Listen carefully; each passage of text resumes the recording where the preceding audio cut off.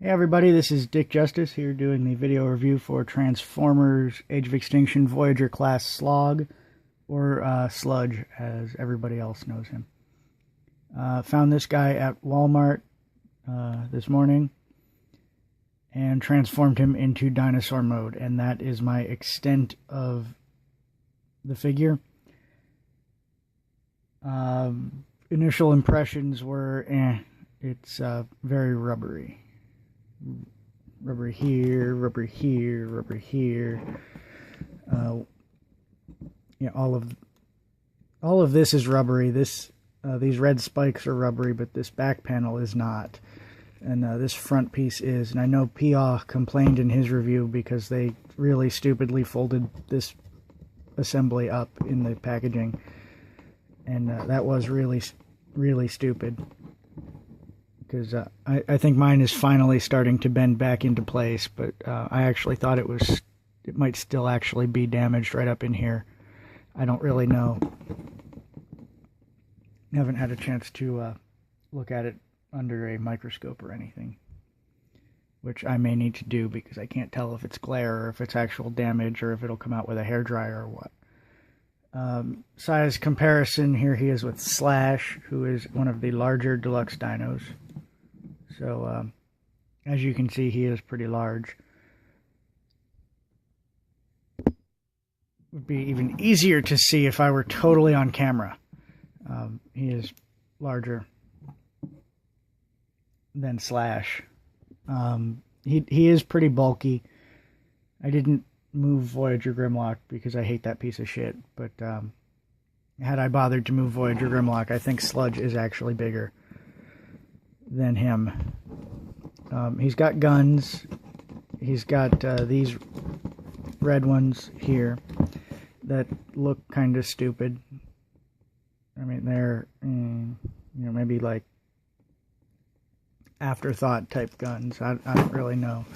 And then he's got the anal bead, those guns. They are mounted kind of nicely. They can be like lances or blasters or dildos, whatever you need them to be. They got you covered. Overall, they're kind of too. Not that I'm not glad to see him coming with weapons that aren't totally useless like Slash's. And unlike Strafe, he can actually plug them all in without looking stupid. So, I guess it works. And transformation, we're just going to absolutely wing here because I don't remember what I did to get him into the dinosaur mode. I know it involved splitting all of that and splitting the tail here. And this red panel lifts up, sort of, I think. Yeah, it does. Because it is what holds the actual leg together. The legs were spun around like this. Foot folds out. And the dino leg folds up into the regular leg, but the red piece needs to be on the outside. And then the red piece snaps in, then you get a relatively cohesive looking leg.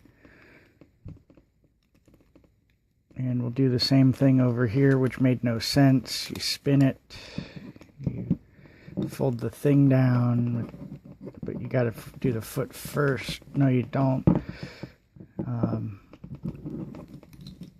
Yeah, fold the foot down. Get the red thing to lock in, but it won't. Now you gotta wonder what you do. There you go. The red thing locks in, and then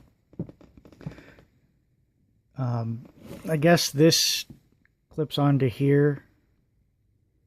Sort of, I guess. Yeah, they kind of clip on, then you get a more cohesive looking leg thing. Then the tail sections. How did that work? They fold.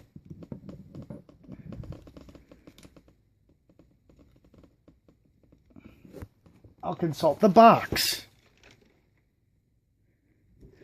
Okay, that's actually the back of the leg.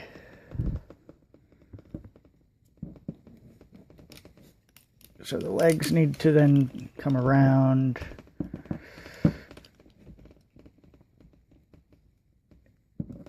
And there's his lower body. So, points to Hasbro for actually giving us something complicated in there. You know, a stupid number of steps to transform him. There's a heel on the front dino leg. You just fold that in. That lets you flip his fist out. And this...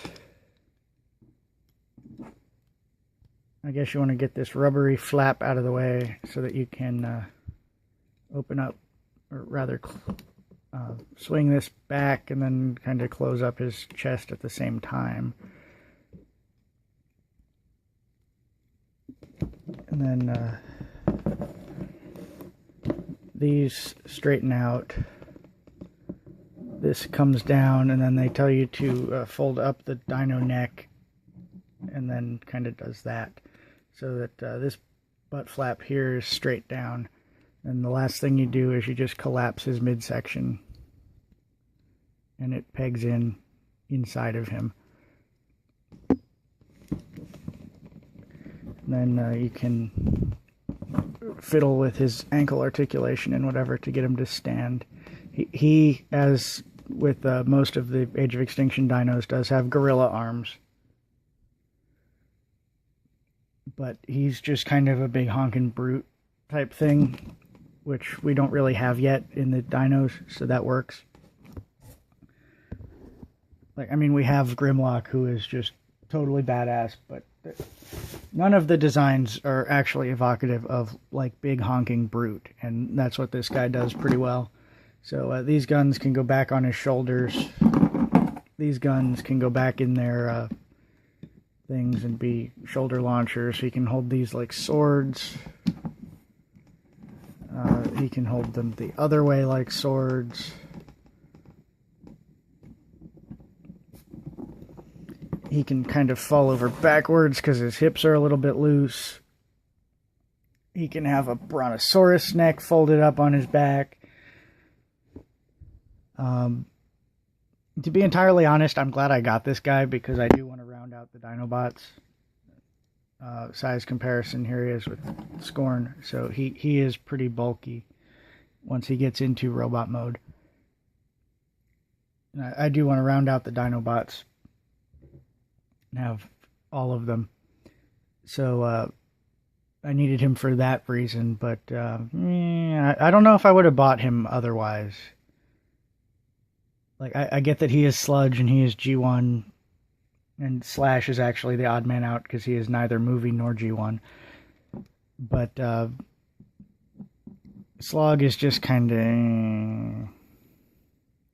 I don't want to call him underwhelming, but I don't want to say I'm impressed, but I don't want to say he's a bad figure, because he's actually, like, complicated enough that I was enjoying myself trying to figure him out. But like stuff like this kind of could have been worked on. And the gorilla arms thing is starting to get to me, I think. So there we have the stupid tabs coming undone. There we have Age of Extinction Voyager class Slog, aka Sludge, who is hopefully coming to a store near you sometime soon.